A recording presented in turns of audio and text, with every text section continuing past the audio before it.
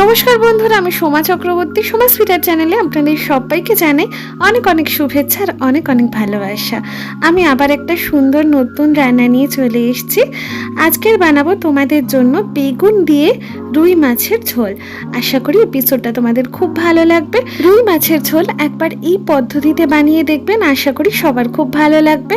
তো চলো শুরু করা যাক আজকের রান্না। প্রথমেই আমি রুই মাছ নিয়ে নিয়েছি। রুই মাছগুলোকে আমি ভেজেই রেখেছি, নুন হলুদ দিয়ে সর্ষের তেলে খুব ভালো করে ভাজা করে রেখেছি। আশা করি তোমাদের ভাজাটা দেখাতে হবে না, তোমরা সবাই পারো ভাজতে। তারপর আমি বেগুন নিয়ে নিয়েছি, যেটা নুন আর হলুদ দিয়ে মেখে রেখেছিলাম, যাতে অল্প তেলে আমি বেগুনগুলো ভেজে নিতে পারি।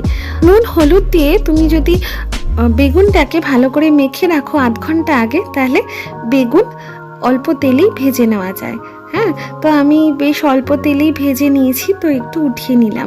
একটু বেশি ভাজা হয়ে গেছে আমার বেগুনটা, তো তোমরা এতটাও ভেজো না। যাই হোক, তো আমার বেগুন ভাজা হয়ে গেছে। তারপরে অল্প একটু সর্ষের তেল দিলাম। তেল অল্প দেওয়াই ভালো। আর একটুখানি গোটা জিরে দিলাম, আর 2-3টে চেরা কাঁচা লঙ্কা দিলাম। একটু গরম হোক, তারপরে আমি পরের মশলা দেব। আর কাঁচা লঙ্কার গন্ধটা খুব ভালো লাগে। তো দেখো, অল্প একটু পেঁয়াজ বাটা দিলাম। হ্যাঁ, অল্পই দেব। আর একটু লঙ্কা বাটা দিলাম, বুঝলে।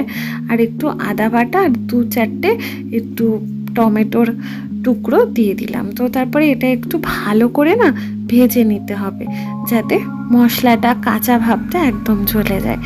তো তারপরে মশলার কাঁচা ভাব একদম চলে যাওয়ার পরে আমি একটু ঘরোয়া মশলা নিয়ে নিয়েছি, যার মধ্যে হলুদ আছে, জিরে গুঁড়ো আছে, কাশ্মীরি রেড চিলি পাউডার আছে, আর একটু আছে হচ্ছে ব্ল্যাক পেপার মানে গোলমরিচের গুঁড়ো, আর চিনি আর নুন। হ্যাঁ, তো সব মিশিয়ে আমি এর মধ্যে দিয়ে দিলাম। তো দিয়ে দেখো, আমি আরেকটু জল দিয়ে দিচ্ছি, গামাখা হয়ে যাচ্ছে বলে। তো আমি আর বেশি আর কষাবো না, আমি একটু লাইটলি করতে চাইছিলাম। তো সেই কারণে অল্প জল দিলাম এখন। তো তারপরে আবার একটু জল দিয়ে দিচ্ছি। দেখো, মশলা বেশি কষালে একটু বেশি রিচ হয়ে যাবে, তো আমি রিচ আজকের করব না, রান্নাটা এইভাবেই করব। তারপরে একটু ভাজা বেগুনগুলো দিয়ে দিলাম, যে কটা ভেজে রেখেছিলাম। তারপরে মাছগুলো দিয়ে দিলাম জল দিয়ে। তো আর বেশি আমার কিছু দেওয়ার নেই।